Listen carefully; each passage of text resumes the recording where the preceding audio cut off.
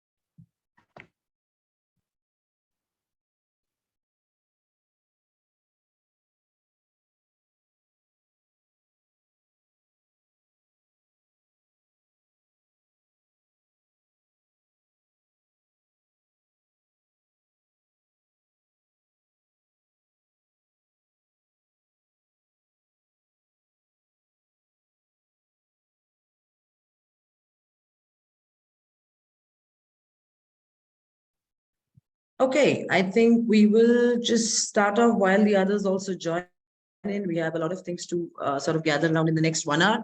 Good evening, everyone. My name is Anju. I handle marketing and admissions at Rishi Hood University. And thank you so much for joining us today, this evening, for this very exclusive webinar on how to build a successful business venture.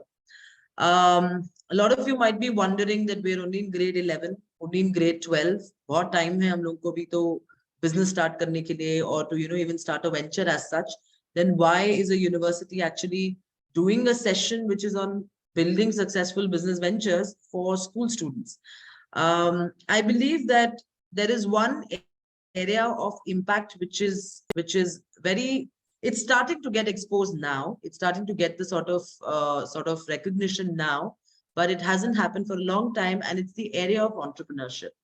Now, as we understand entrepreneurship as a concept, I think entrepreneurship is very, you always think of entrepreneurship as, okay, if you're an entrepreneur, you have to go and start a business.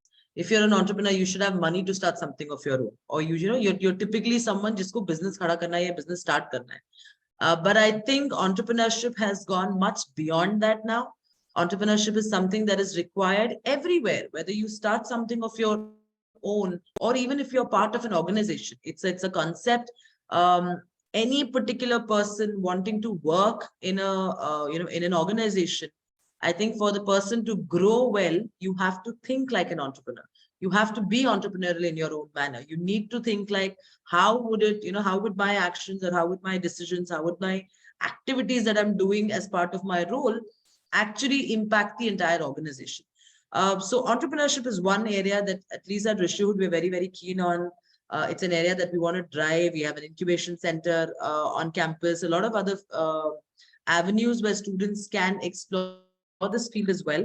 So we thought, why not put this seed into youngsters like you who are in grade 11 and grade 12 to start thinking of entrepreneurship as a concept which is really, really necessary.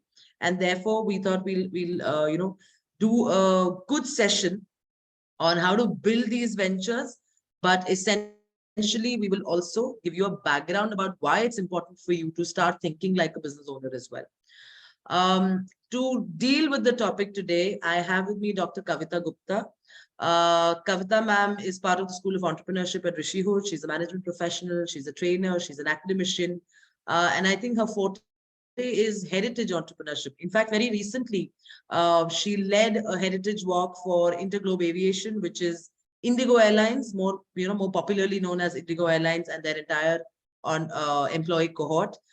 She has more than 20 years of experience, cross-sectoral experience with social projects, retail, higher education, networking, and likewise. She's also taught at a lot of brilliant institutions like Entrepreneurship Development Institute of India. You have the BHU, and likewise. So ma'am comes with a wide variety of exposure with respect to even organizations like an INTAC or even the UNDP for that matter. And she's widely interacted with youngsters of your age, little senior to you as well, and has been molding their entrepreneurial minds for quite some time. So I don't think I would have had a better and more energetic person than Kavita ma'am to sort of take you through this topic. I think some people are not able to hear me. That's a surprise. Usually I'm a very loud person, but I will try to keep my audio to the max.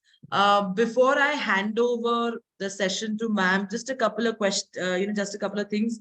There is a chat box that is open. We will use that chat box during the session in case if ma'am has a question for you, or if you are interacting, you can put down your thoughts there. But if you have any questions, can you please put it in the question box, the Q&A box? I already have a question there, which we will take up towards the end of the session. So maybe the first half an hour, 40 minutes, you can have the talk by Kavita ma'am, go through with the entire thing, understand the concept well, and then post that. I'll just take 10 minutes to introduce you to a couple of things, and then we will start the Q&A section. I hope that's good with everyone. And without any other delay, Kavita ma'am, all yours. You'll have to switch on your mic, which is the classic. I think that's the classic, classic opening line across all webinars is you're on mute. So I think that's there. Yes. But yes, if you want to just go ahead with the session as well. Yeah, so I'm so glad that we have class 11 and 12s with us. And mostly the good part I find is that the younger you are, the more open you are to ideas. You stop, holding yourself back that this is possible or this is not. So my compliments to this wonderful age of where you are able to figure out what all we can do, look at all the possibilities, challenge yourself in trying out those things, rather than restraining yourself with, there's a lot of information that we carry and we say we can't do it. But that we can't do it is not really as how the youngsters define themselves. So it's great. And it's in this time and age, it's also visible that students are doing amazing jobs. So I would like to share a small PPT just for that convenience that everybody can follow us. Sure. This is to be.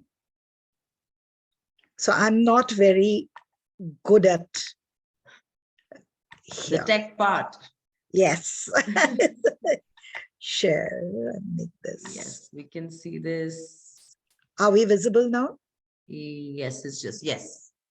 Yeah, so we are going into this setting up a sustainable venture. Now, before we start talking of sustainability, I think what we need to understand is the word entrepreneurship, which is it's a great long word which has a lot of potential. And all that it means is that you are putting your skills, which are risk-taking, and your ideas, converting it into something that is replicated by others. So entrepreneurship we'll discuss, and then we'll see what other people have done. And then we will see where sustainability comes into it and how sustainable entrepreneurship or sustainable businesses are different than others.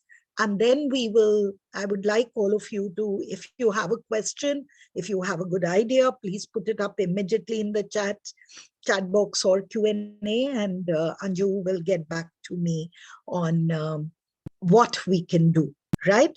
So we'll discuss your ideas when you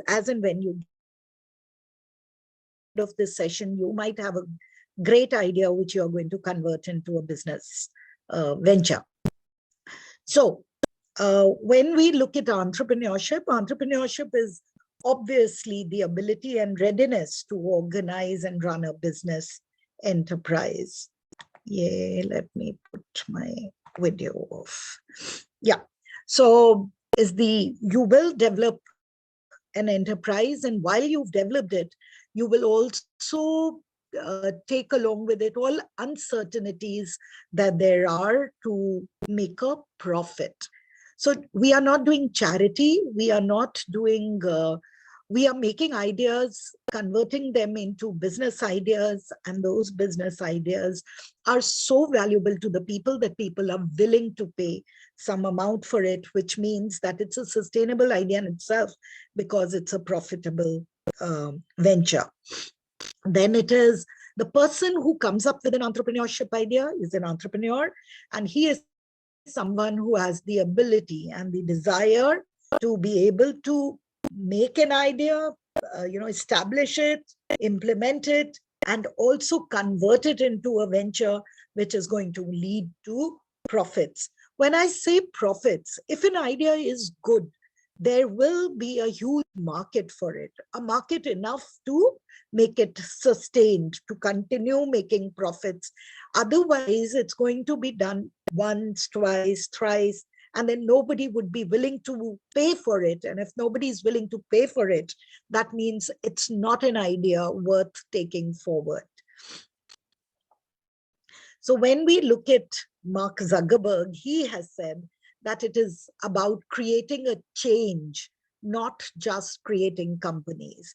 And if you see, Facebook did change the complete system of maintaining links with your friends, with your other associates, by making everything available online, instant, and that did reduce a lot of letter writing and sending cards and all during our times, which we did. So your groups are generally sending messages over Facebooks, now WhatsApp, and other platforms, as against those printed or handmade cards that we used to post.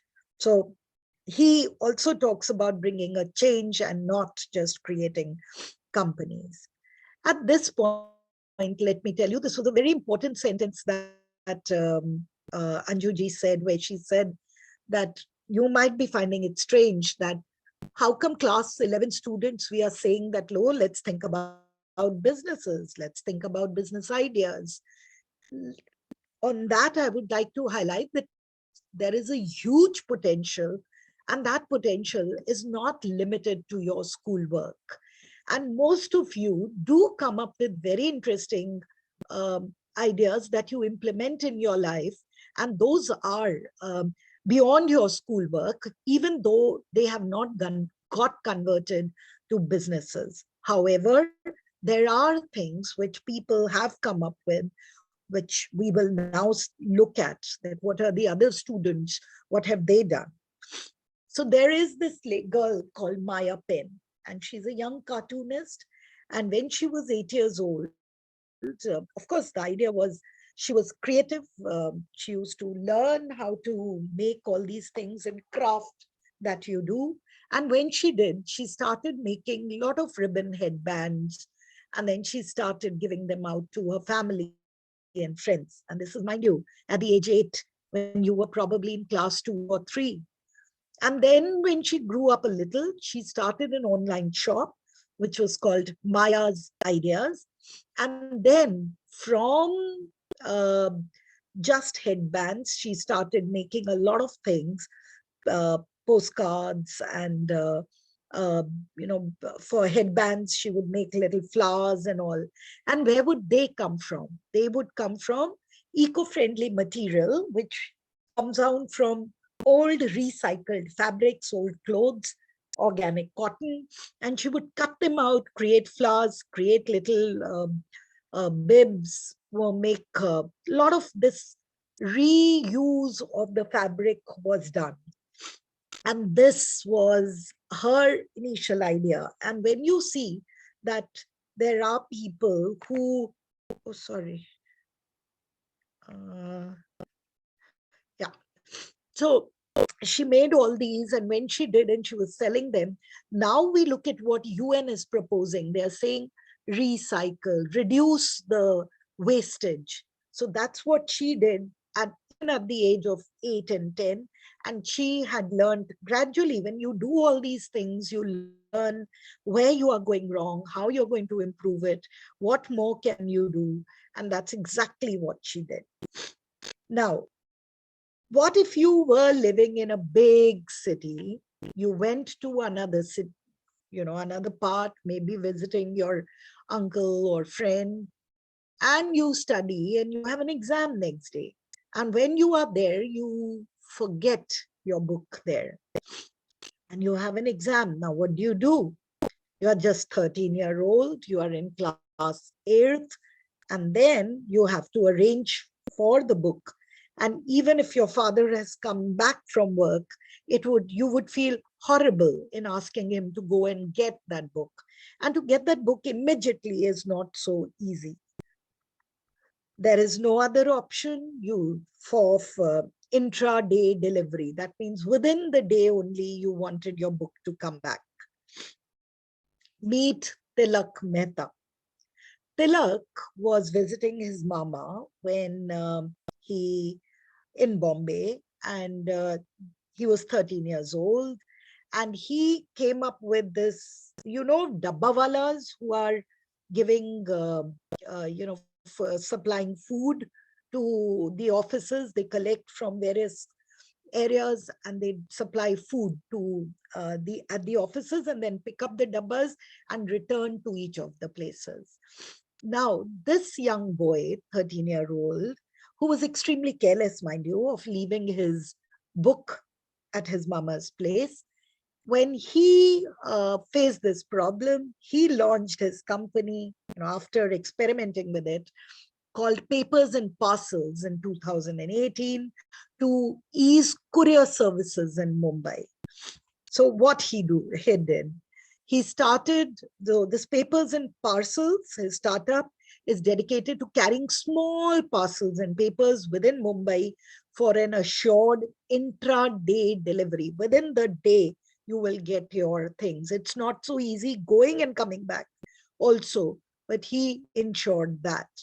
So he's a budding entrepreneur who has found a logistics startup, sold the idea to a banker. This banker was also his uncle, and he left his own job, quit his job, and joined him as the chief executive for continuing with this business. So what he did was he roped in the famed dabbawalas to help him with the last mile distribution.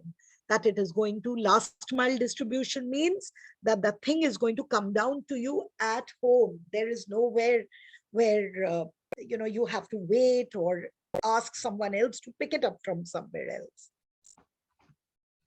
So all these ideas that we are telling you because you have the potential to be able to think, convert those problems that you face into solutions.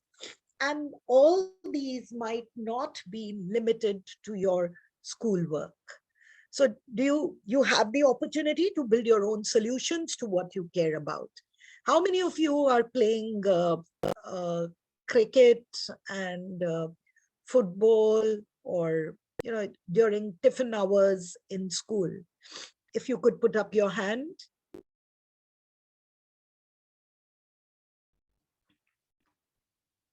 Just a second, ma'am. Anyone put up there?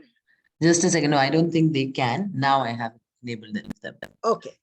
So Yes, all of so you can put up your hand. yeah, All of I you. think I have about click. 7, 8, 10. A lot of people All who put right. up their hands already. Okay. All right. So I remember while we were in a school, and school administration had forbidden that you cannot play with balls in the school campus during tiffin hours. It was very intriguing and interesting to see how children found solutions. Their tiffin boxes were piled up to become um, uh, a wicket. Their examination board was made into a bat, and their handkerchiefs and all, they were tied together and knotted to become a ball. Now the school will stop you from wasting your time or to restrain problems while you play with the ball in the school during the tiffin hours. It was very interesting to see that children were the ones who came up with their own solutions, and they played for long. It wasn't that they stopped themselves or restrained themselves from playing. So now you have an idea about uh, about solutions, and you know what are people who come up with these solutions and share them with others, charge them a small amount for it. That is entrepreneurship, and the people who do it are called entrepreneurs. Now, what we are now looking at is sustainable businesses. Sustainable could mean two things. One, of course, is that you continue doing it. It's not an idea which is one time. You will sustain it long enough. But here we are meaning sustainable, which means that it is not bad for the environment. It is good for it's an idea which is good for the earth in itself. So we are not making something which is going to damage the earth, but it is an idea which is going to be popular with people and yet not harm the environment. So when a problem arises, people tend to talk about it. So we always grumble, this is not happening. And very few people think about what is a solution. They feel it's so dirty. Why can't people find solutions for it? Why doesn't the government do anything about it? And they make all these comments till the time they are not personally affected by it. Even when they are personally affected, they tend to blame it on to some other people. We keep thinking somebody else is going to find a solution. And they don't realize that this is an opportunity. If you have identified a problem, it's time that this problem can be found a solution. And the earlier you found a solution, you will be faster at marketing it to share it with other people, right? So there are very few people who do not wait for someone else to bring about the change, but they decide that how they are going to make a change. Have you been to, so a sustainable business here we are talking about is an organization that participates in environmentally friendly or green activities. By green, we don't mean the color green only. We mean green activities which are good for the environment. They have a low carbon footprint. They do something good, or at least not be bad for the environment that we are living in. The Mother Earth is not collapsing under its pressure of what we are using. So to ensure that all processes, everything that we are doing, the product that we are creating, manufacturing, and all the activities that we are doing with it are all useful for the environment, or they are not becoming an environmental concern while we are maintaining a profit too. If you notice, I'm insisting on the word profit because profitability makes a business continue for long, which is also making it sustainable. Now you can look at these. Do you see this boy putting flowers? Or so this boy lives in a hostel in a room of his own, where he has the small containers where every day if you eat an orange, the peel goes into this. And this company is called Daily Dump. And all the green that you get from your house, where does it go right now? Right now, when you throw all the kura in your garbage, where does it go? Can somebody type out the answer?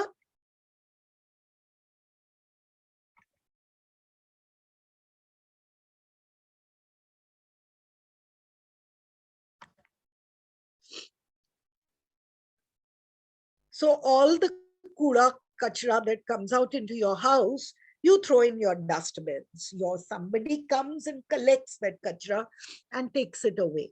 When they take it away, all of it goes into a landfill. So when all this material goes to the landfill, we are able to, so some people have written.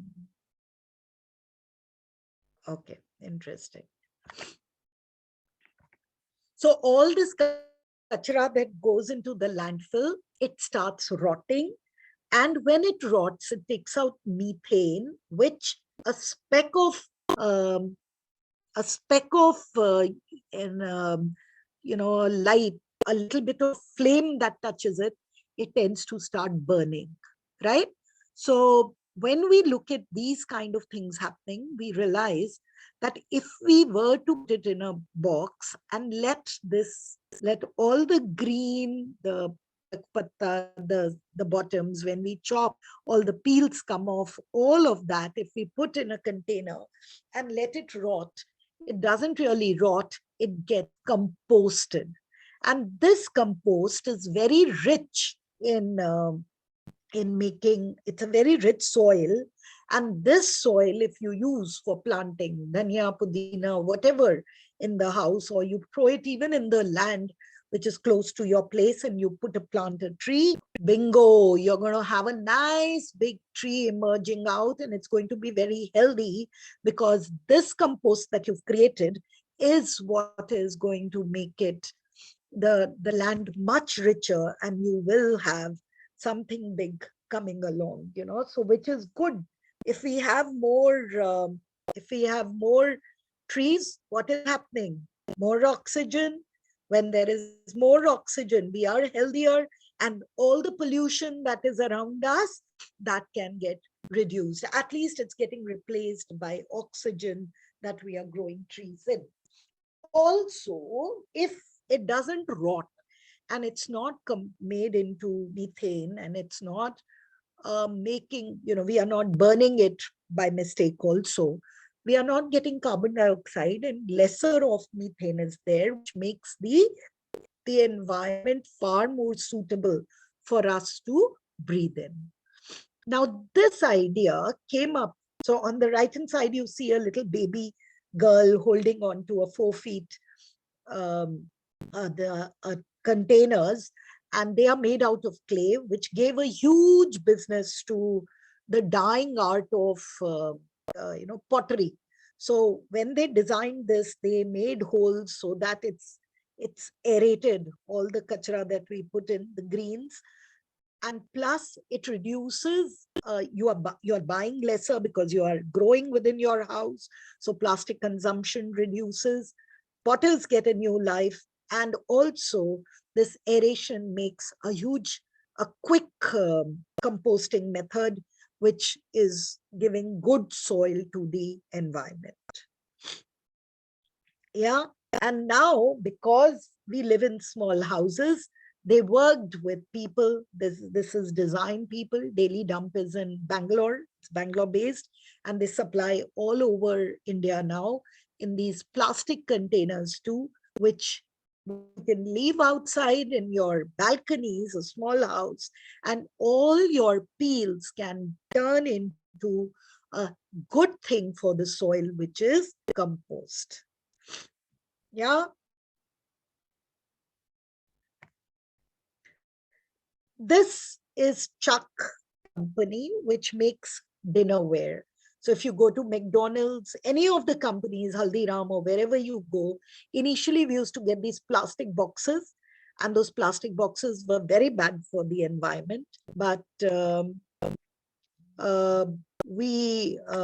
they started using, we grow sugarcane.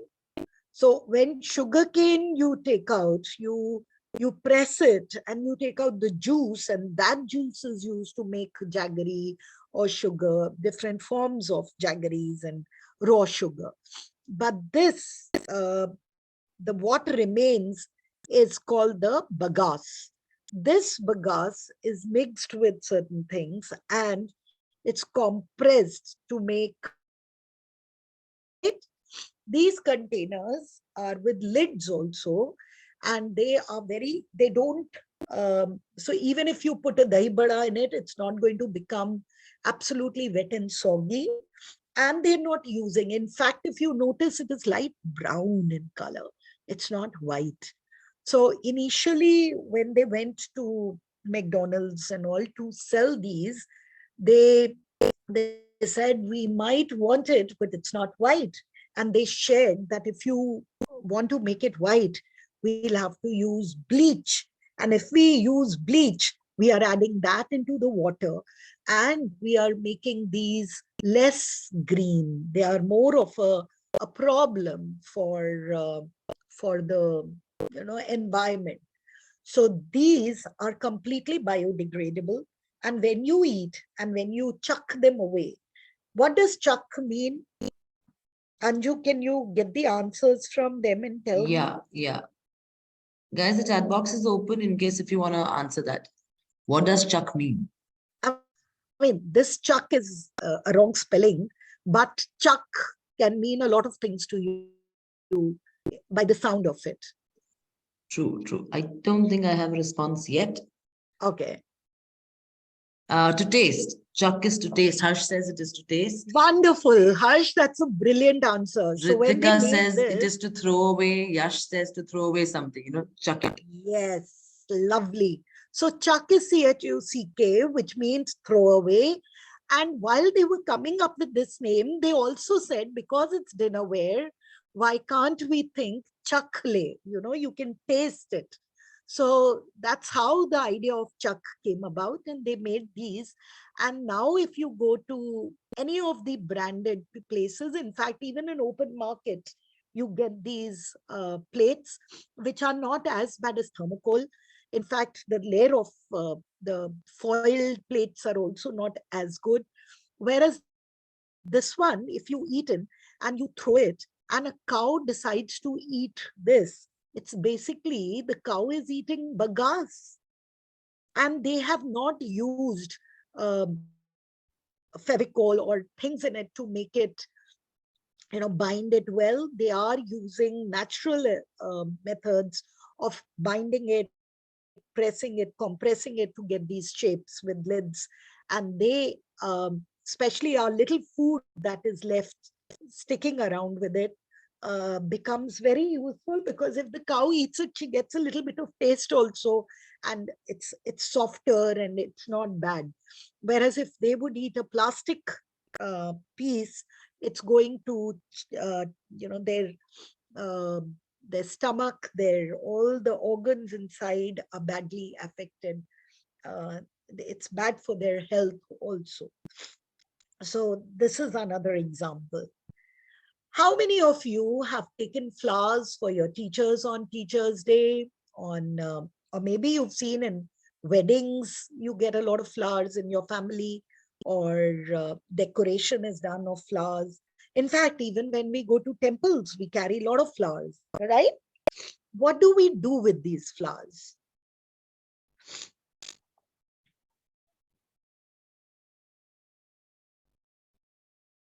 Come on, people, some ideas. I have Anshul who's mentioned to make the compostable bagasse plates and bowls with the repurposed bagasse material. Ritika's just starting to write. Nice. Ritika, we offer what? Okay, we offer flowers, that's fine, but we take flowers for what? What other things can you use them? And after we use them, what happens to them? Yes. Have you thought about that? Use them in compost. Yash says use them in compost. Great. Anshul says for even decorations for that matter. Yeah. And so now, just yesterday, Anju, we had a workshop. Ma'am, we have Mitali who's mentioned maybe we can use them to make color or convert them to dhoop. Convert them to dhoop or for making perfumes and likewise. Perfect. So all the flowers that come to your house, if you were, taking out the petals and drying them and you keep them, you can use them for multiple purposes. So we make rangolis with color, but if you had these dry flower petals which were reused, you could put them into making rangolis. Sorry. Yeah. And as Ritika said where you could use them for dhoop.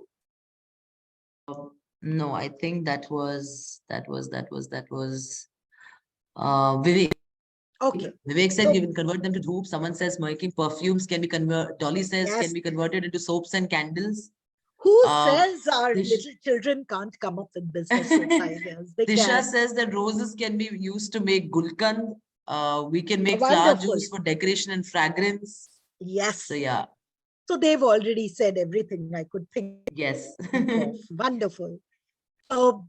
Just yesterday we had in the School of Entrepreneurship, we made organic soaps, and we added a lot of flower petals, lemongrass, to use those soaps in our houses.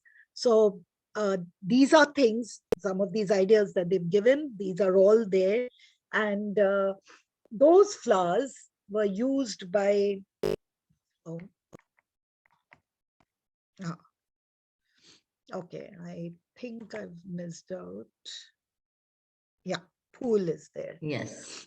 So you can see essential oils come out in candles. It's used for these flowers.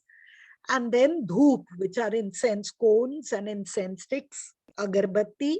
They are all made out these temple flowers and the flowers that you get from even weddings and all. And these flowers are also used to uh, make dyes. So natural colors come in from these flowers, which we boil and we take out the color and we dye the organic fabric, which takes in this natural color. So the idea is that whatever we are using, we need to make it as biodegraded as possible and reuse it, so that we are not using chemicals, but we are using real life things also. You know of these Yulu bikes? So most of us would like to ride a bike, but it's difficult to maintain it all the time. And it is difficult to find cycles, when half the time when you start using a cycle, you realize it's not ready. You need to pump in some air, you need to use it, but now something has gone wrong with it.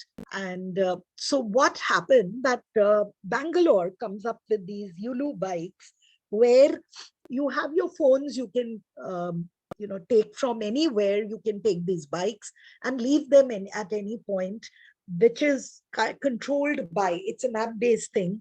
And these are, look what cute bikes they are, where they are comfortable and you can either cycle them, or they are EV, electric vehicles, and you can use them. So you are not really investing in them. They're being maintained by Yulu, and you can hire them, use it, and that makes less pollution. We are not saying that electronic vehicles don't do any pollution. Pollution is still happening, but at least it's reduced, and you are not using one car or one bigger vehicle for one person, whereas you could use these Yulu bike. Now, this idea came to some people, and they said that we would love to go out, but we don't have the place. All of us are living in small houses. So to store these bikes would not be so easy.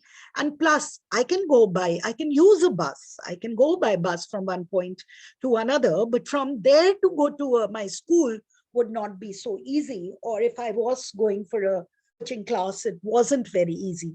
So they said that why not have these bikes available, which would take you to and fro from a point of, from the bus stand to this location. So that brought about a lot of youngsters getting involved, and they are using these bikes and they are highly popular.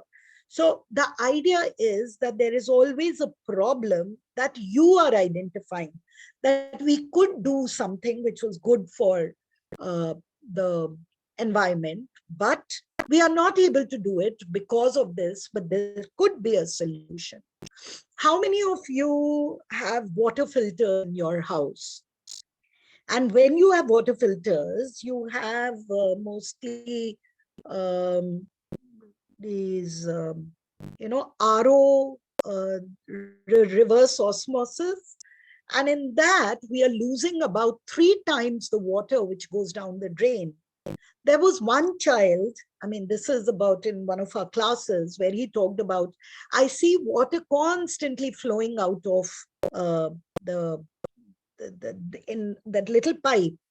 And we drink 1 glass of water, but my mother tells me that we are wasting about 4 glasses of water to drink 1 glass of water. But what he did was that he attached a longer pipe to that existing pipe, and he just put it into one big bucket. And during the day, they realized that almost 20-30 liters of water would get collected. So for their own house, they managed to use this water for washing their cars or maybe even doing pocha in the house. And then they realized that this water was getting wasted. However, these boys have written to the companies asking if the company itself can come up with a solution and give a container which will collect the water, and that water can be used elsewhere. So now this is a problem that somebody like you figured out, and they thought of what can we do about it. And then maybe, even if it's not a very finished product that they have come up with, but at least they have come up with an idea. And someday some company might actually buy your idea, or even if they don't buy it, at least they have come up with, they will try out that idea. This is where I appreciate where Anju ma'am said that even if you are working for some company, you can be entrepreneurial, you can come up with ideas which are going to be good for the environment. And everything that is good for the environment is a sustainable idea. And this sustainable idea, some company, maybe even you, can take up, make a product which is making this change. And this product will be, obviously, there will be people who are all willing to, save the world. We are using so many things, but if we had a better option, we might not use some of the things which are bad for us. So they would do it. And then you have actually brought about a change, even though you are not the entrepreneur yourself, but your entrepreneurial thought makes you want to do a little more. So I talk about how they are different. Profit is not only the profit and purpose don't have to be mutually exclusive. You can have profit and you can have an impact which will be making the business better. And when we use business methods in an innovative way, it is a sustainable entrepreneurial ideas. So sustainable entrepreneurship is the idea that our world needs to change in order to be more livable and more fair. Fair for everyone, for all economic groups, people in small houses, big houses, with a lot of money, with little money, everything. So it's an idea that is value-driven individuals, people who want to make a change. They're driven by values, ethics. They can start a purpose-driven enterprise, which is self-sustaining, which will continue, and it'll bring about a positive change. This change might be in education, by treating everybody equally, the environment, health, and even more. So this is what we do. Schools should not be only about how you can learn for the test or how well you're going to learn MAGA, how you're going to do it, but you are in a wonderful place where they are encouraging you to find about the things you care about. Have the curiosity, develop this. Why is this behaving like this? Why can't I make a change? Take whatever knowledge you have, you take it and implement it in the problems you are doing, you are facing, and you find about, come up with a solution. So we believe that all students, they actually do, but they should have the courage, and we feel that you can empower yourself and see yourself as an entrepreneur, come up with a solution and take it up. Ask questions. The more questions you ask, the better it's going to be. It'll always be more interesting, and you will be able to think of solutions. Challenge what is it? Why can't we do it on a slate? Something that we did earlier. We will redo it each time. Let's do it on a board rather than on a paper. Submissions, because we are wasting so much of paper. Challenge it, at least reduce the quantity. Come up with new solutions, and you don't need to be starting a Facebook only to be an entrepreneur. You can be a change. And while we are ending, I would like to ask you, is there any problem that you would like to solve? If you can, then that is the time when you start thinking, how do I solve this? And this is what higher education is all about. So thank you at that. All right. Anju, if there are any questions. Yes, ma'am. And maybe you can stop sharing your screen. And they'll Yeah, be able I to will. sort of look at you as well. Stop share. Yeah. All right. Okay. Thank you so much. I think that's been very insightful. And we've had so many interesting answers. There are kids who are saying that, you know, we use an RO, but we use that water that's going out to sort of Wonderful. go into our plants and watering plants and chores and so on. So I think it's been very engaging that way. Yeah. Guys, before I start off the questions, can I see if so let me just quickly introduce you to us, both me and Dr. Kavita. We represent Rishihood University. I think Rishihood is India's first and only impact university. And when I say impact, we genuinely mean by it in the sort of areas that we want to create impact. I think what we've realized over the years, I mean, I've been in education for 15 plus years, ma'am has been here for more than 20 years. What we have realized is that, you know, the entire purpose of education across all universities and colleges in India and abroad as well. I mean, there are 40,000 plus colleges, there are 1,000 plus universities. So, बच्चा जाए तो कहाँ जाए और कितना ही आप top 10 में जा सकते हैं. So I think a lot of times when we look at all of this, we realize that the focus of students is unfortunately only on completing a course and getting into a placement, or completing a course and, you know, starting a job, whatever be the job like. But I think education should serve a purpose much beyond that. The way that we look at, we want our students to be leaders who can shape the future, not necessarily be prepared for the future. You know, preparation for the future, har koi kar sakta hai, but do you have the ability to go and shape the future the way it is? There are a lot of interesting things that we're doing on campus. We focus our entire education experience on areas like healthcare. We have courses in management and entrepreneurship. We have courses in public leadership. There are courses in social sciences. So naturally, the entire idea is to see that these are the areas where you can create maximum impact. And how can someone, when a student finishes a BBA program at Rishihood, yes, you should be, you know, in the position to become more entrepreneurial and join a certain company, but you should also have the facility to go ahead and start something of your own. You should also become an entrepreneur. If you want to join your family business, you should know how to grow that, right? So these are the areas that we sort of focus on. I don't have my deck right now, but quickly at the bachelor's level, you can pursue a BBA, you can pursue a B Design, a bachelor's in design. You have a course in BSc honors, which gives you specializations in public health and hospital administration. You have a BA honors in psychology.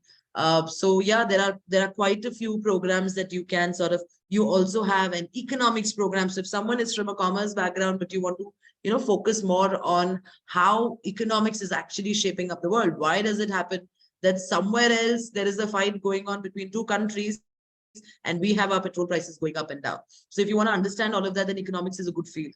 So there are likewise about 6 odd courses that we offer at the bachelor's level. I would personally invite all of you all to join us at the campus, maybe for a visit, come across, meet the faculty, look at the campus, you know, go through everything, and then take a serious call, because you're at a very crucial juncture. There are about 5 or 6 things that you should keep in mind while you're choosing a university, fine?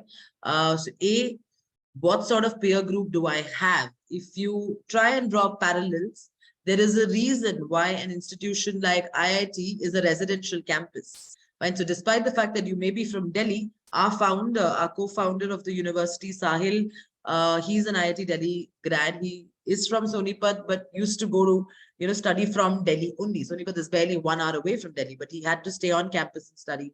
Our Vice Chancellor, Shobit, he is from IIT Bombay, again, had to stay in the IIT campus in Delhi and then go ahead with it. Now, the reason why these campuses are residential and most of the bright universities across the country are residential is because you have an access to a lot of things, right? So if you start your college at 9 and end up by 5 o'clock and come back home, you've already switched off whatever you've learned. I think learning is more beautiful when you do it with your peer group. So residential campus usually brings through people from diverse backgrounds. You might be someone from Delhi, you might be sharing a meal with someone from Chennai, playing football with someone from maybe Assam, and so on and so forth. So you have a lot of diversity in terms of the peer group. You're obviously learning from different people from different perspectives. अगर आप ग्वालियर में हैं और सिर्फ ग्वालियर के ही colleges में जा रहे हैं, then everyone who's sitting with you is also from Gwalior. Therefore, the same thought process, the same approach to life. You're not going to be able to go and find solutions which may be diverse. And I think the world today requires problem solvers. We don't just need people to sit on their couches and say कि दुनिया खराब है, government खराब है, सब कुछ खराब है और कुछ हो नहीं रहा है. I think we need people who can take the bull by the hands, get into leadership roles, get into public leadership roles, get into social segments, and change things, do things, find out solutions for problems. So that is the focus of the academic experience at Rishiyut as well.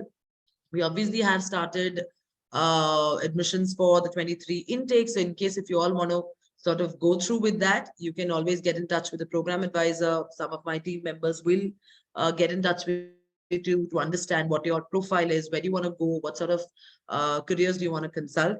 Additionally, as because we're an impact-driven university, as a general awareness program, every student who applies to the Rishiyut University programs. Now, if you're in grade 12, you can apply to the regular programs. If you're in grade 11, you can explore something called as a summer school, which gives you the window wherein for one entire week, you will stay on campus, you will experience life in a campus. You get to do classes with Kavita ma'am, with me, a lot of other people as well on different topics, different perspectives, and understand why college education is so different.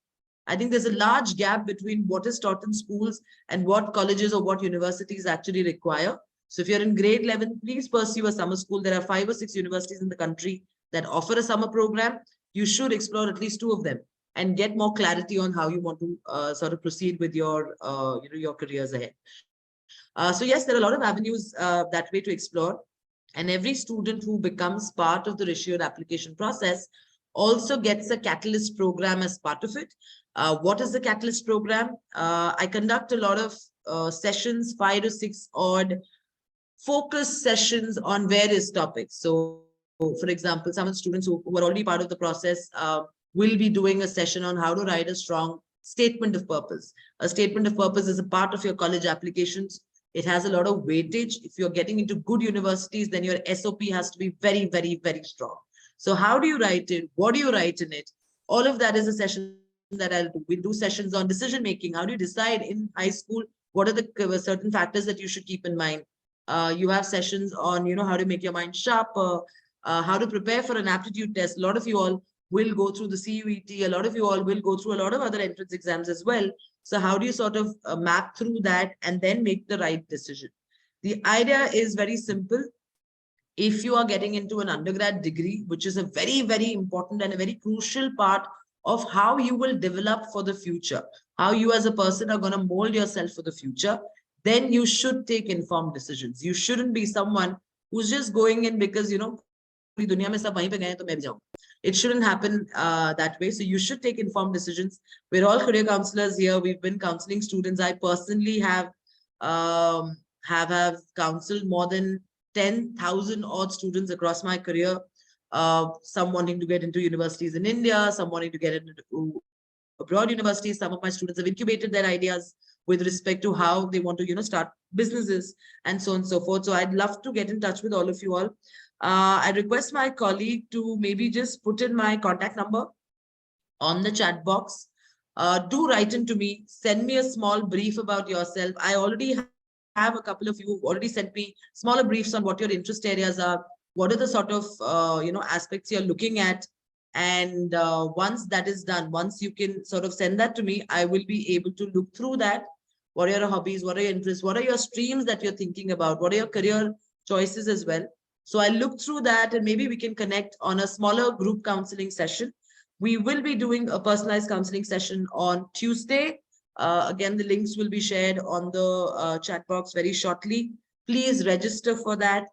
That's going to be a two-way conversation. So today, we couldn't see you. We can only see each other. We can't see you, but you can see us. But I think the counseling session on Tuesday will be where I will be able to meet you. You can meet me. We can discuss each other's profiles, talk about it, and whatever that you want to do. Please understand there is a lot of interdisciplinarity in courses. I was just in the morning, I was talking to a colleague of mine who's setting up this cognition and learning lab at Rishi Hood. It's going to be one of the most advanced labs in neurosciences across the country. And the idea is, can I use neurosciences, which is a very niche area today, which understands how your brain works and how your brain responds to various situations. Can I use those techniques? Can I use those scientific techniques using virtual realities and AI and actually make it a component of, subjects like entrepreneurship? Can I make it a part of management? Can I make it a part of psychology? How do I help young budding entrepreneurs use neurosciences to understand their customers better? So there are a lot of interesting things. You can mix and match multiple areas. You can match entrepreneurship with design. You can match psychology with marketing. So many areas that you can sort of explore. So be open. I think that's very important. You have to be open to exploring newer fields and then see what is your passion and can I make that passion into a profession as well. So we'll have a lot of those questions on the counseling session on Tuesday at 6:30. I don't take more than 20 odd students for a counseling session because the smaller the group, the more attention I can give you, the more I can, solve your doubts as well. So with that, my part is done. Let me look at a couple of questions here. Someone has asked me, is there any course related to data sciences? Not necessarily, but data science and statistics is a mandatory part of all the courses that we have. All of the courses that we have on campus have to have statistics and data science, because I think that is one area that you will sort of figure out. So let me take a couple of questions that Kavita ma'am can also take in, and then I will sort of go through. I have Isha wants to know, can a person do business without taking any of the subjects in entrepreneurship in grade 11 or 12 and who has science background? Kavita ma'am, do you want to take that? So yes, you can do entrepreneurship, whatever you've studied.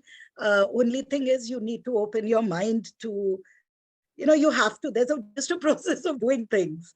So we help you, I mean, wherever you do your graduation, it just helps you to streamline your ideas and find solutions. So any discipline is fine. And you needn't do entrepreneurship in 11th and 12th. But if you've done it, it just helps you to move faster into the space of business setting up if you take it up in graduation. If I've understood the question correctly. Yes. Okay, let me look at a couple of others, which are very small. I think a classic question that Ritik also has and Dileshwar also has is, how do we become an entrepreneur and what are the sort of barriers that we should keep in mind? So barriers, I think, are more right now with the present situation, the way people are perceiving it, the government is perceiving it. They are more mental that we carry within ourselves. And I wouldn't say the moment you start a business, it's going to turn out to be a multimillionaire idea and you're going to be at the top of the business, unicorn. But the thing that you have to, as you said earlier, that entrepreneurship is there and, like anybody can think of it. It's like problems and solutions. So I don't think the barriers are more, the same barriers which you would have for working with a company, the same barriers you would face. But that is because you are what you are, who you are, how you think. So if you think out of the box and you think of finding the challenges and finding the solutions for it, your field is set. All right, that's great. And I think I also feel when you talk about barriers or even, how do you become an entrepreneur? One of the classic, See, entrepreneurship is something which is very prevalent across anywhere, whichever field that you have or whichever field that you want to, build your business. I remember a couple of years earlier, I met this student in a school who was in grade 8. And he was working on an idea, which is how do I ensure that so he was working on a car model wherein the car would not start if the driver had more than 5 ml of alcohol on his body. 5 ml. Forget 5 or 50 ml, not beyond that. So usually even when policemen come and check up, it's at least 100 ml thing. So this kid was like 5 or 10 ml of alcohol, and you shouldn't be able to drive the car. So I asked him what was the idea and why did he want to do it. And unfortunately, he'd lost both of his parents to a car accident where his father was drunk. So he was so motivated. And I'm very happy that he's now pursuing that idea with a couple of my ex-colleagues from the UN and likewise. And he's sort of building that. But did he have money? No, he did not. But he had guidance. So we were able to guide him, get him connected to the right people who are taking care of his aspirations. Because I have another kid here who mentioned that I'm a single parent child. I don't have a lot of money. So how do I start any business? Because there is no particular, there's no funding part. So I think funding is also one aspect that a lot of students that I've seen look for.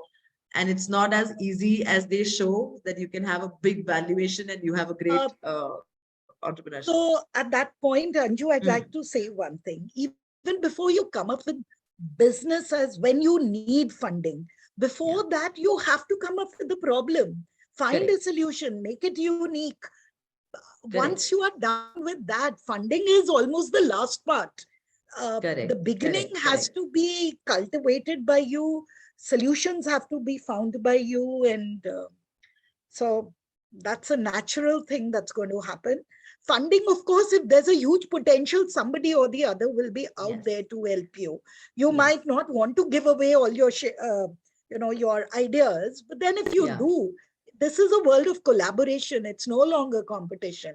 So if you have an idea, there's somebody standing with you, guiding you, hoping that you are going to make, he's just supporting you. So that support is what is required. Funding will naturally follow. Let's not give it undue importance. Very true, very true. And I also feel, earlier it used to be ki entrepreneurship ko padha kaise sakte. That's a skill. You should have a business mind. But now I think with the sort of competition that you have, with the sort of people being more acceptable, it is good that you study in an environment that can teach you how to work around that. So you have, it's no longer ki mujhe BBA karna chahiye ya nahi. Aapko BBA karna chahiye, lekin the sort of curriculum that you're getting into, the sort of studies that you do, you need to ensure that they have a focus on entrepreneurship as such. A couple of students have asked me, are there any books that we can read as young entrepreneurs? Anything that you'd like to recommend? So I, for one, like you said, I'm in a heritage entrepreneurship space. Yes. And so one thing I would like, this is so nice to hear some children now talking about. So I would say read everything. There is no book which is non-essential. So whatever you read gives you a very good idea.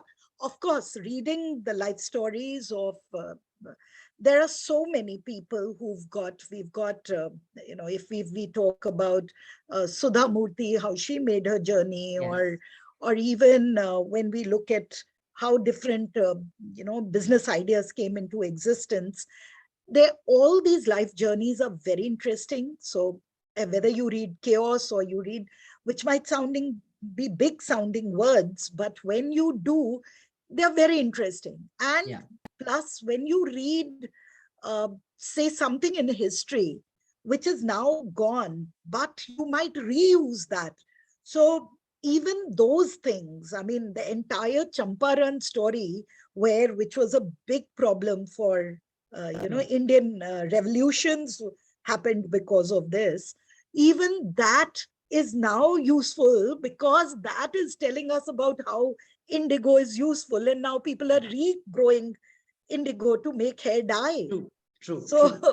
It's lovely to hear students say that they would like to read. Yes. That's I absolutely. would restrict. I think it's it's the alpha generation is far more clearer about where they want to go. One question from Dolly here is, can you say that entrepreneurship and business are the same? Or are there, legit differences between the two of them? So technically they are not the same, but Okay. I have stopped getting into an argument about definitions.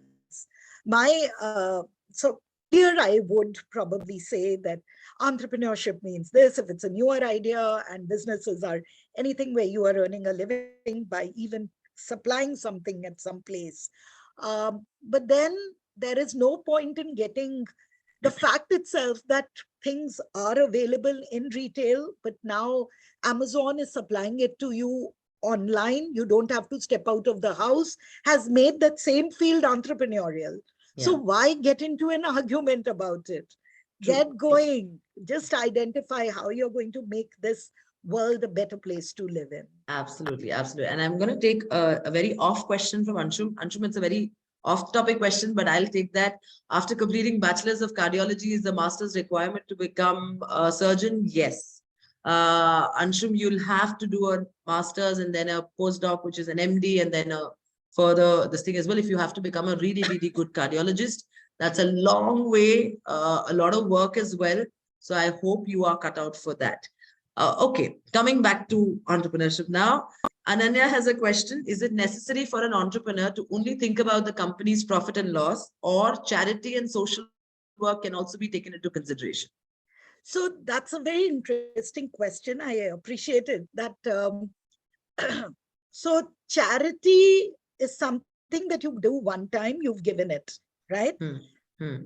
But what is the purpose of that charity? Because you want to bring about some social good. So if that social good is happening and it's bringing about a change, and the fact itself that you've tried to make it popular, like if you've taught somebody some skill and that person is benefiting out of it, it's stop putting yourself in watertight compartments of कि ये charity है, कि ये है, कि ये profit है. अगर एक प्रॉब्लम है तो उस प्रॉब्लम का सॉल्यूशन आप हेल्प कर रहे हो, और अगर वो सॉल्यूशन अच्छा सॉल्यूशन है, there'll be more people going in for that solution. The moment they go in for that solution and it's your idea and you've made it more sensibly, you are going to get money out of it, and it is profit. So profit is not a dirty word, but social good and environmental good is what we all need to think about. Very true, very true. And Anshul wants to know, what are the biggest challenges to being an entrepreneur, if you think? I think we covered a little bit of that in the barriers part, but are there any particular... I only see there is only one challenge, that we stop thinking. We start thinking, yahi rasta hai bhai, isi pe chalna hai. So you are doing that. But the moment you start thinking that, why can't I go the other way? And if I'm going the other way, how can I make it easier? You are entrepreneurial. So an entrepreneurial mindset is all that you need for everything. That is true. Yash said, ma'am, we have very less time nowadays. So if you can just give me some books. Yash, I'm just writing down on the chat box a couple of books. You can look at it. I don't remember the author for 0 to 1. But Connect the Dots by Rashmi Bansal. You'll really, really like the book because it's the story of a lot of entrepreneurs and the way that they've come, right from entrepreneurs like Prem Ganapati, from the sort of background Rashmi that he Bansal was. has about 6 books. Oh, yes. Yes. And all of them are good. Yes. So you can check out Rashmi Bansal, a lot of good books there in terms of entrepreneurship. 0 to 1, I personally find is a very interesting book that you'll figure out from an entrepreneurship perspective. So maybe, you can take that. Now, let me see. There are some students who put in questions here as well. We've taken this. Okay, someone wanted to ask, I want to continue psychology for my further studies. Should I look in India? Should I look abroad? I think this is Nishchay.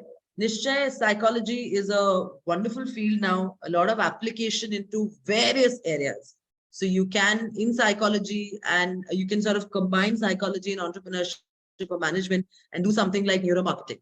And I think across the entire country, apart from IIM Ahmedabad, and now maybe at Rishihood, we will not have any other organizations or any institutions that will be teaching you, properly something called as neuromarketing. How do I understand the psychology of my consumers and then go ahead and work through. So there's a lot of scope. I believe that you can look at an undergrad program in India and maybe for masters. If you want to get into the more medical aspect of psychology, you can look at the master's program abroad as well. Actually, it Ma'am, also yes. depends on what is his own objective. Yes. Yes. Because we have wonderful institutions like NIMHANS and all, which Yes. are in further specialization in psychology and mental health. And best is that if they know their own country, which is Yes. good.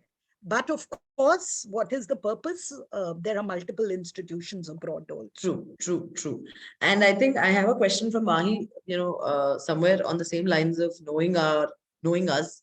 She wants to know that I want to do something that can connect us Indians to our culture with modernization and expand it to all over the world.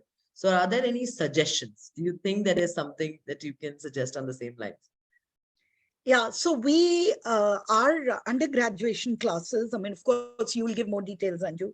It's nice to see them all ready and, talking about yoga also and everything. Yes. And so over to you only for that, because you'll give more So, details. Mahi, I think it's a wonderful idea. And I think we're at a point right now where we, not just at Rishihood, overall as a country as well, we're trying to deep dive into our own knowledge systems of the past and try and see what is more relevant. I keep quoting this example to a lot of my students that if you go down south, a lot of homes, अगर आप में से कोई चेन्नई गया है या कहीं पे भी गया है, if you've gone to any of the southern cities, you'll notice that every house, they put a rangoli out of rice atta. Okay, they don't use anything else. They use rice atta and then they put a rangoli outside. Now, logically, I may say, someone might say, okay, fine, ye to, Bhagwan hai, isliye wo log laga rahe hain and all of that. But the logical reason is that the sort of weather you have in South India and the sort of material that we use to build houses there, which are more stone, it naturally attracts a lot of pests. It attracts a lot of ants, attracts a lot of other things as well. So when you put that rangoli outside the house or in certain places inside the house, these ants will actually come, eat that and go away. That's the most scientific part of your entire the entire game there. So I think there is a lot within the Indian knowledge systems that are now being applicable. One thought process at Rishihood, the word itself means that you achieve a certain state where you are able to achieve your best potential. You're able to reach your best potential. And that best potential for me will be different, for you will be different. So if you want to build something into that, I think you'll have a lot of good people, a lot of people at Rishihood who can work with you, and they can look at what are the areas that you want to sort of work on and then take it up as well. Where is Rishihood University located? Ashi, Rishihood is at Delhi NCR. We're at a place called Sonipat, which is about an hour from Delhi. It's a completely residential campus. I have students from more than 25, 26 states who study. I have international students who come from different countries to study as well. And like I mentioned, it's a compulsorily residential campus. So you will be on campus for, everything else as well. Let me also look at a couple of other questions. All right. What do we look for when we are building a team? Kavita ma'am, do you want to take that?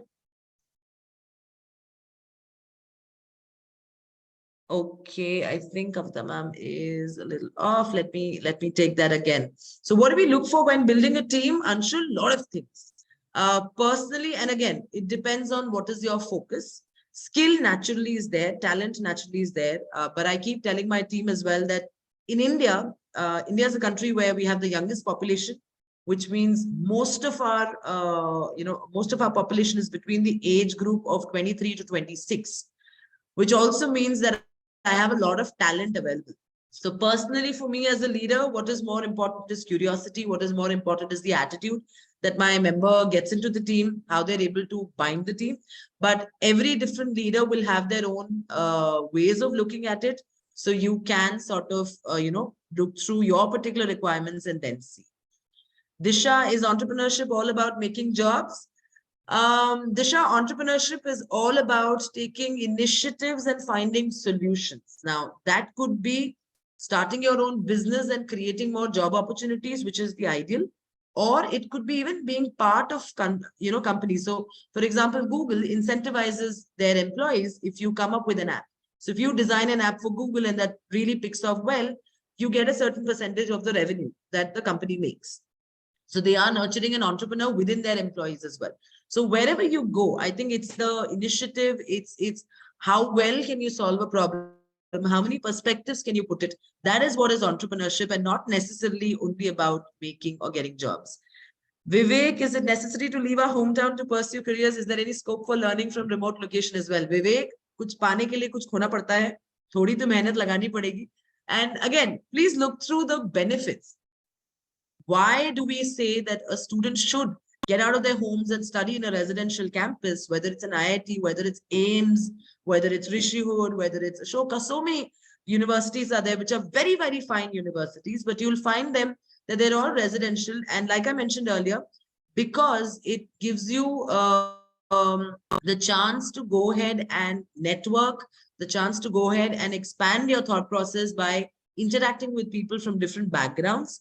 And naturally, your entire आपका जो training होता है at Rishihood as well, and otherwise also, the way that you learn is that you have maybe 30-40% of your time is spent within classrooms that you're learning, but 60% of your time is outside of classrooms where you're working with your peers, you're doing assignments, you're putting in your thoughts together to find out solutions. And that is why it is important that you get out of the comfort zone and start looking at options that will really, really make sense. Aarti, after BA Honors, what can I do? Aarti, multiple options are there. At Rishihood, we have a BA Honors in Psychology and a BA Honors in Economics, but you can combine it with a master's degree. And depending, again, if you want to do psychology, maybe you can take a master's and MBA in HR or MBA in marketing. It goes on really well. Or if you want to pursue a master's also within psychology, then you can look at counseling. Same with economics as well. Economics is applied across everywhere. So depending on what stream do you want to focus in the BA Honors degree, we can sort of work out your future career options as well.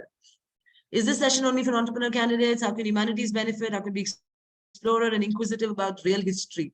Ritika, a lot of ways. I think history is a beautiful, beautiful area that you can sort of deep dive and sort of get through. But again, whether you're a humanities student or likewise, entrepreneurship is something that is required everywhere. So even let's say you want to get into academics, assuming that you do, let's say, a BA history program, right? Or uske baad aapko masters karna and you want to get into academics, even there you have to have the mind of an initiative driver for you to go ahead and become successful. So I won't say this is only for entrepreneur guys. It is for anyone and everyone should know that you need to open up the dhakkan of your head and start looking at better ideas, start looking at things in a much broader way with a much longer vision, and then sort of, start sorting out your life. Okay. Which of your failures were the most meaningful? I think, Kavita ma'am, I don't know, ma'am, are you there on call or can I take that? All right. If you take yes. it. So we have Anshul who wants to know which of your failures were the most meaningful and what did we learn from entrepreneurs if you have? Why don't you take it, Anju? I'm not Okay, I've had a lot of failures, Anshul. A lot of times I've been part of Rishihood is my fourth young organization that I'm working on. I worked with established organizations. I worked with startups as well. But I don't think they were failures because they have so much to learn. So one area that I remember, I was in an organization where we were trying to establish their entire student cohort at a remote location. And our idea was, we wanted to build the space. We wanted to get more students from different backgrounds, different areas to sort of come in and study there. But I think the failure there was that we couldn't understand the ask, the need that the university guys had. And the university guys, so our focus was that we'll get quality students, who are really good achievers and they can come and build the brand. But the mismatch was that my owner wanted to get students who were 30%, 40%, just barely past students who were really struggling and try and see if he could give them a better life. So I think that was one area that we couldn't match up and naturally we didn't perform well. But it was a classic lesson for me that I need to know my customer and I need to know the vision of who is doing what for me to be able to deliver there as well. So I think that is a necessary thing. Okay, are there any courses that one can take if they're already enrolled in a different course? Disha, there are multiple online courses that you can pick up. If you're already enrolled in a bachelor's or a master's or whichever way, you can sort of look at multiple online courses which teach you on entrepreneurial thinking, which teach you on how can you take decisions, how do I prototype, how do I ideate. A lot of those things, Coursera, Udemy, multiple places that you have to sort of look at things like that as well. Okay, ma'am, I want to do something the children were not able to study, like because of their background. I want to start a batch of such kids and I'm going to teach them. Dolly, very specific. Let's connect on WhatsApp. If you can send me a little bit more idea about your idea about teaching kids, and maybe I can sort of suggest a couple of organizations that you can start off with, and then we can sort of figure out. Let me also see in case if there is something else, some other questions. Okay, does Rishihood provide scholarships? Are there credit courses? Yes. Okay, so for all of you, I also see someone here on my chat box who's mentioned any scholarships, how affordable. So Rishihood, all of the bachelor's programs, like I mentioned, it's a residential course. The course structures, the fee structures are somewhere about 3 lakhs per annum, which would be per year fees for any particular program, whether you take a BBA or a psychology or economics or whichever course. And then about 1.5 to 1.6 lakhs per year is your hostel and food and everything. Now, there are multiple scholarships that are available for you on the tuition fee, which range from say 10% to 100%. There is an admission process. So once you start the application form itself is part of your selection criteria as well. The application form will capture details of your past academic records, which is your grade 10 exam. Please understand, for 12th, I want you to clear your 12th really well. Obviously study on that. But I will base my decision predominantly on multiple parameters, which include the past academic records, your grade 10 scores, because that's where you're actually learning everything. You do social sciences, you do mathematics, you do sciences, everything. So for me, that's a good way to understand how you will function in a very interdisciplinary sort of education setup. So that is important. Then you have a segment where you need to mention your extracurricular achievements. And again, extracurricular could be multiple things. Extracurricular does not necessarily mean कि आपने sports खेल लिया या आपने कुछ activity कर लिया. It could also be that maybe you've attended some conferences, maybe you have done some certification courses. So all of that part also becomes part of an extracurricular achievement. So we'll evaluate that. Then I will look into something called as the statement of purpose. At the start of the session, I had mentioned that I'm going to conduct a session on how to write a very strong statement of purpose on Monday. That is for all of the students who are applying to Rishihood. And that's a very exclusive session for them as well. The idea is to teach you, what do you write? How do I write? Now, how do I present my own interests? How do I mention my own hobbies? And how do I link it to which is the university that I'm getting into? So that SOP in the Rishihood application also has a certain weightage. So that's part of your application form. Once you complete the online application form, we will schedule you for the admission selection process, which has an aptitude test. I also do sessions on how to crack aptitude tests. I've trained multiple students on CAT, GMAT, CUET, CET, a lot of exams as such. So I do sessions on how to crack aptitude tests. So you have an aptitude test, which is the Rishihood scholarship and admission test that you'll have to go through. It's a 2-hour objective test with no negative marking, but the idea is to see in time restrictions, how well do you perform. So once the RSAT is done, then you have a personal interview, which is set up with a panel of admissions as well as faculty. Sometimes even if there is an alumni or a current student, they may also join in. But the idea is again to try and see whether you are the right fit for us or not. I say this to all students that, when you are selecting a university, when you're selecting an institution, obviously it's a very critical part. It's a very critical aspect of your life, and you should be careful. You should apply 4, 5, 6, 7 parameters with respect to how you're selecting the university. But please understand, for the university, it is more important to choose the right student. Because in your case, let's say if you get into a university and unfortunately it's a bad decision, it was not the right place for you, you can still do a master's, you can still get into a job and correct that decision of your life. For a brand like Rishihood, who's, we're young, we started in 2020, so naturally we're a very young university. For me, everything is my student. So when you go out to the market, you are a Rishihood student who's going, my entire brand is entrusted on you.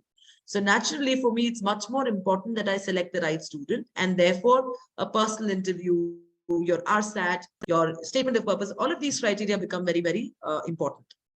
Once you go through this entire process, your overall score across all of these criteria, that will decide whether you're selected or not. And if you're selected and if you've scored really high, you get a scholarship or not. So scholarships can be merit-based, scholarships can be profile-based, which means if you have some stellar sports achievement, we can, award a scholarship for that.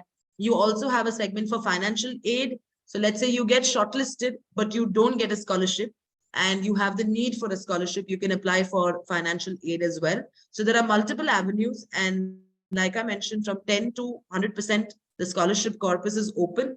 If you're looking at Rishihood, please start to apply early. The earlier you apply right now, get done with the entire process. If you secure a seat and scholarships, fantastic. Then just sit and focus on your grade 12 exams and go ahead. If not, if you're coming in later, that we'll finish exams, we'll finish 12th, uske baad hum apply karenge, aap kar sakte hain. Do problem hai usme. Ek, right now when you apply, the competition that you have is lesser, because there are lesser number of students who are as keen as you all are, who are taking the effort to start knowing things earlier. So naturally the competition is a little lesser, therefore chances of selection are higher. And secondly, currently my entire scholarship pool is available, so naturally the chances of you getting a scholarship and a good scholarship are also higher. The later you happen, the scholarship corpus gets down, there's more competition, so naturally chances of selection come down as well. So look through all of that.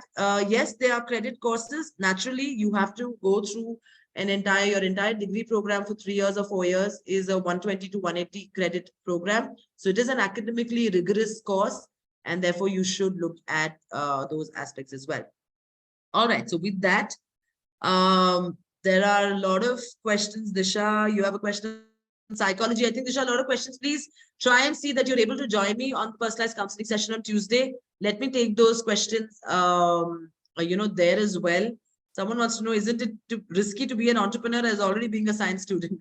Rather, whether science or commerce, risk to har jagah hai. Aap naukri mein bhi risk hai, not just in entrepreneurship. So naturally, that's the initiative part. That's not really risk taker. That's the initiative part that can you go ahead and sort of switch on with that as well. So thank you so much, everyone. Thank you so much, Kavita ma'am, for taking out the time in the evening after a day long of so many sessions as well. If you have any questions, please, my WhatsApp numbers have been shared on the chat box. I already have quite a few of you who has sent me your WhatsApps with your profiles. If you can just send me a little bit about yourself. What are the sort of interests you have? What are your hobbies? What are your career confusions? I will try and get back to you within the counseling session with respect to responses for that. And yes, in case if you're looking at Rishihood, please start your application sooner. You will get a call from one of my, my program advisors, maybe sometime today or tomorrow, to try and understand your career aspirations and likewise. So do have a call. These are highly expert counselors who've been doing this for quite some time, and they have the facility to guide you with respect to what sort of careers you want to take it up. So with that, I'd like to close the session. Once you leave the webinar, you will get a survey form on your screens. Please take 2 minutes of time to fill up that. It will help us improve our sessions. It will help us bring in more topics that are more relevant to you and can help you in your college selection journey as well. So thank you so much, guys, and good night to all of you. Thank you so much, Kavita ma'am, for your time as well. Thank you.